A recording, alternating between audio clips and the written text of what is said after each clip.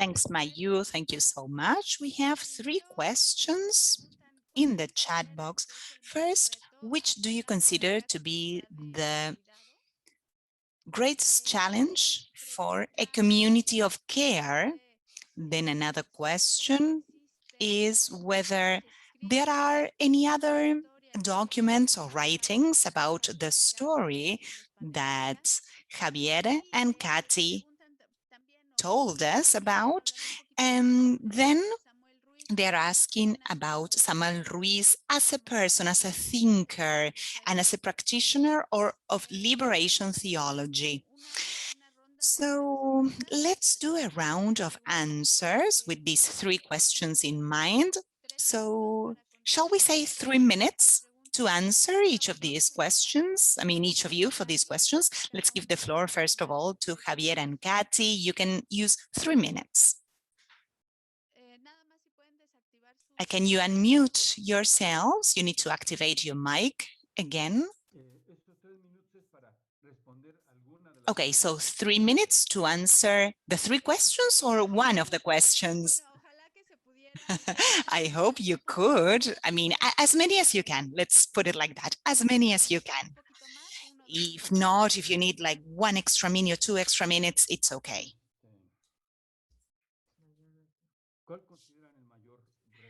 Okay, so the greatest challenge?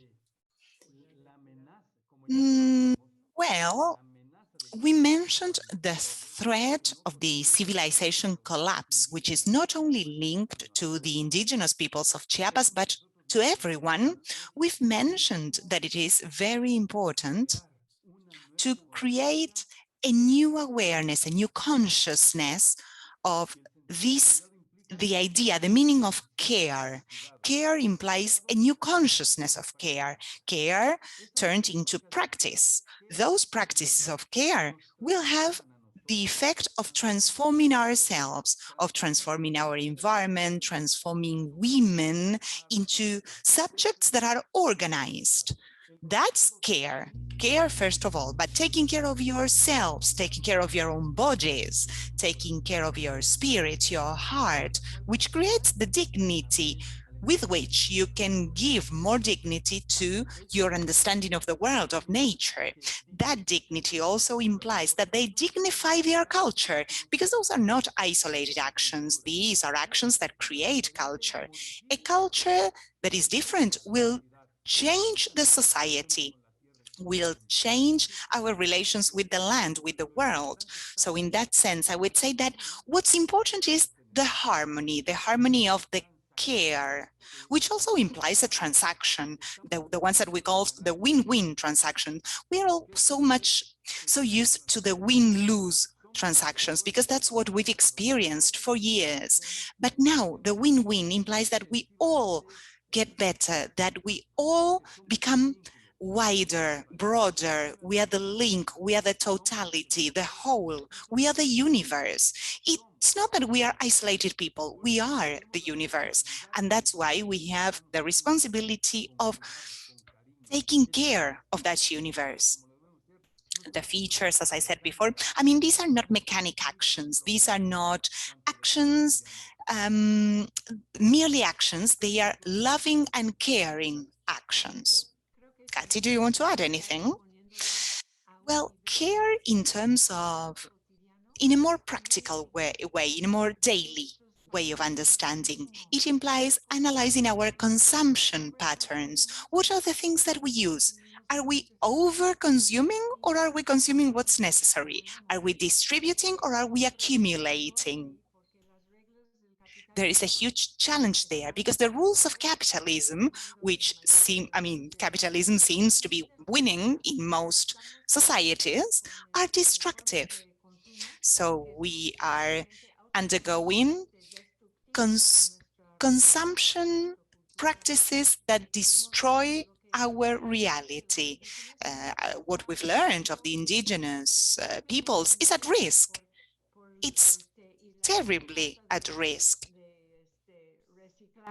because of the lack of recycling and reusing practices, not over-consuming, the individualization, thinking that you can do whatever you want individually. That's terrible, and that goes against ourselves. Because, I mean, it breaks all this cooperation and cohesion network that we've learned out of the indigenous communities. Now, regarding Don Samuel, I would like to make a comment as well. For me, the key of him being who he is, who he was, it's not because of his position. It was not because he was, I don't know, at the top of the ladder. No, it's because he actually had the vocation, the willingness to serve his people. When he discovered the reality, his reality, he understood that it was not related to, I mean, they put a name to it afterwards, but it was not related to a title of an action. His own action was listening to people, and people he listened to, they touched his heart, and he understood that he had to change himself. And that's why his words, the words he pronounced on October the 12th, 1968, at the Catechist School of San Cristóbal de las Casas, was after he heard his brothers and sisters explain the way in which they understood the world. He said, "Blessed the God of heaven and land, we receive his word in this day, knowing that religion implies changing ourselves. The poor are the ones who bring religion to us, who bring information to us, and who bring the hope for a new life. Without being a bishop, without being at church, surrounded by indigenous peoples." I saw him cry for the first time that day. These huge teardrops, because he was touched. His heart had been touched by the indigenous peoples. I would like to add something else about Don Samuel. His participation in the Second Vatican meeting was essential, because he said, God is not something that we can bring down to people. God is present and active in each one of the peoples, in each one of the communities in the world. So our work, the work of missionaries, of bishops, it's not to bring God there, it is to go there and check how God is actually acting there, how he's present in those communities. That's it. Stop talking. We will give the floor to the rest. Let's give some time for the rest. If not, if we have a second round of answering, we will continue. Thank you, Javier. Thank you, Kathy. And you also have 3 minutes. Would you like to share anything with you as an answer? Juan, I cannot see you. Now I can. Good. Well, I will just mention what I was most impressed of the more than 40 years when I worked with Don Samuel and that I spent next to him. His loyalty to the diocese. It was a man that was offered positions, I mean, going up in the ambition ladder, and he said no. He was stubborn, you know, he wanted to stay in San Cristóbal. So when his state was divided and there were other dioceses created, they offered him the biggest part, and he chose the smallest part, the part of the poorest. When he was attacked by the Vatican, he was carrying the wrong information to Rome. He said, whichever information goes to Rome will come back from Rome. So he kept, I mean, his spirit at peace. And something that caught my attention as well, despite all the criticism, he never criticized his brothers and sisters, anyone. That's what I could add. Gracias, Javi. Thank you. Thank you, Juan. Maju, do you want to add anything? Well, just to follow up on Don Samuel, I always remember a time that I experienced with him. We were in the jungle and we invited him upon the request of the community where we lived next to the river. We invited him to get to know the process of that community. That is to say, the peasants of that community wanted him to confirm the process by looking at it. And they chose a woman of the community to explain the whole process to Don Samuel.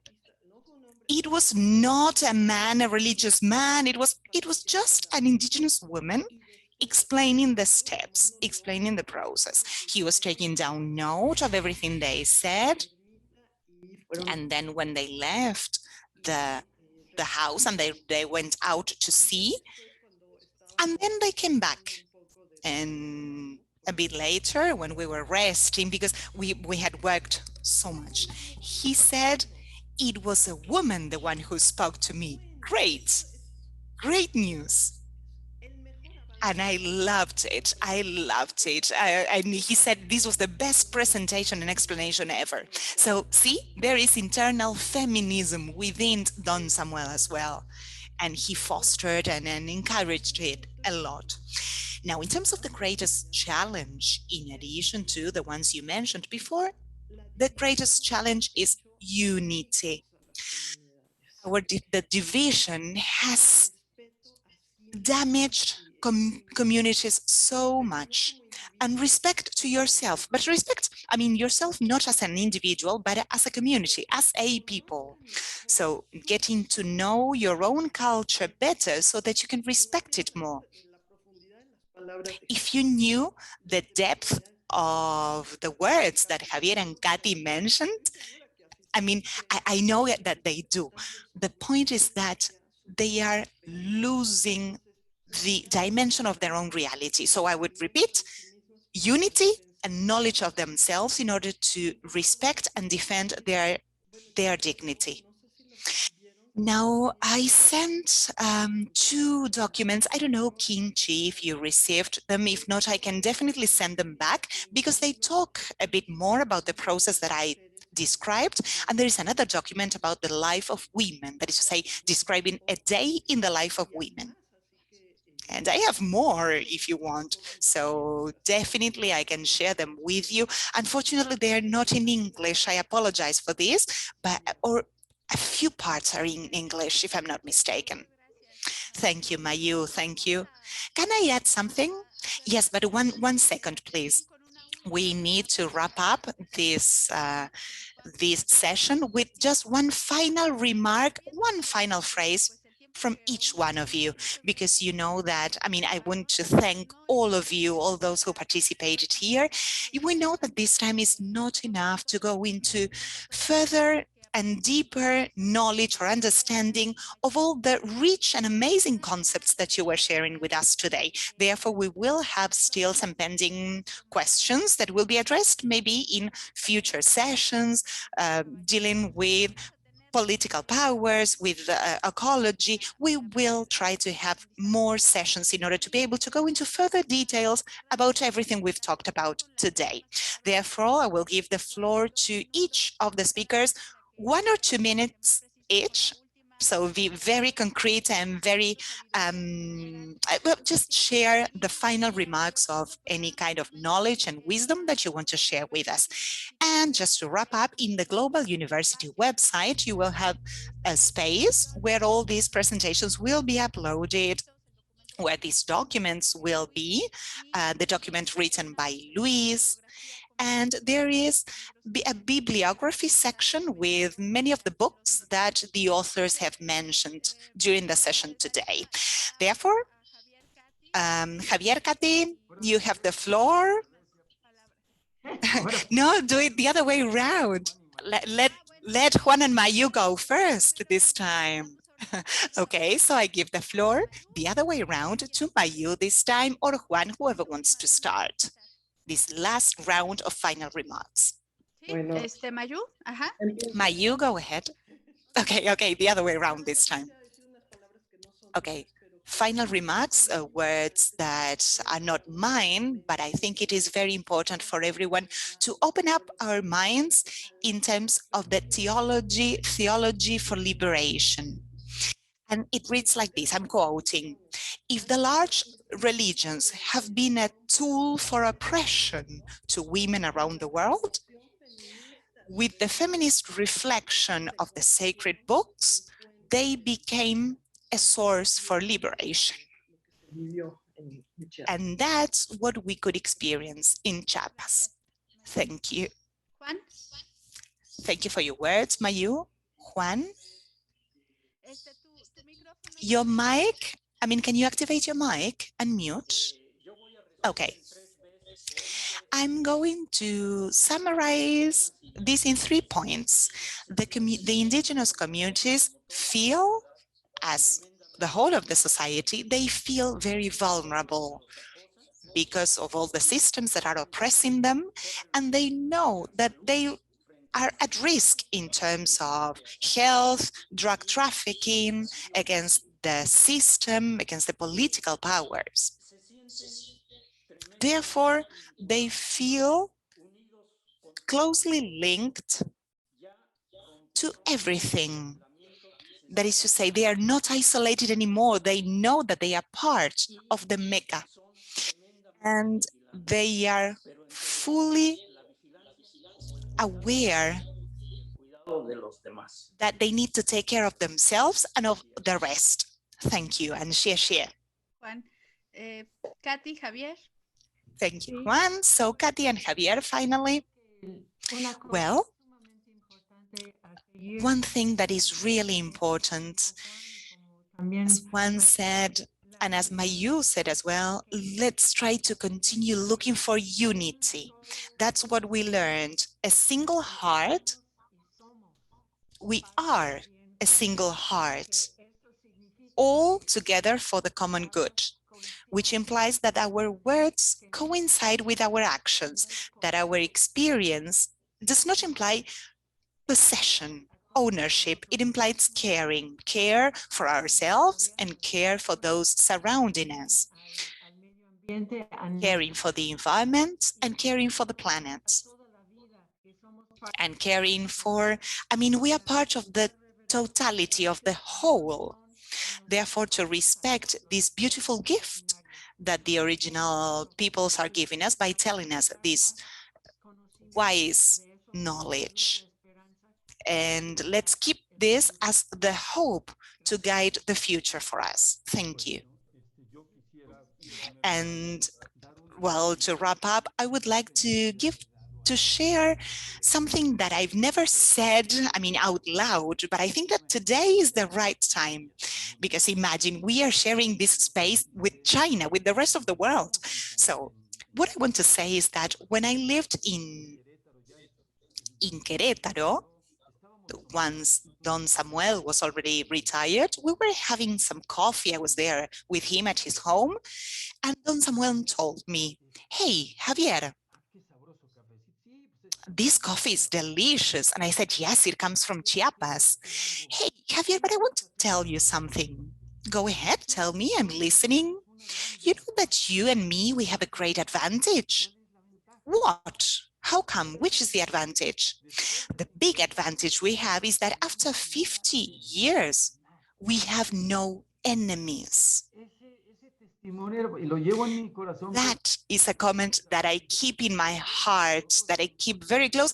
You know, if we analyze the situation, it's as if he was inside a crystal, like a crystal cage, so to speak, because he had been criticized, he had been accused, he has been threatened to death, but he was so calm and quiet. And he said, you know, we've lived together with so many people and we have no enemies.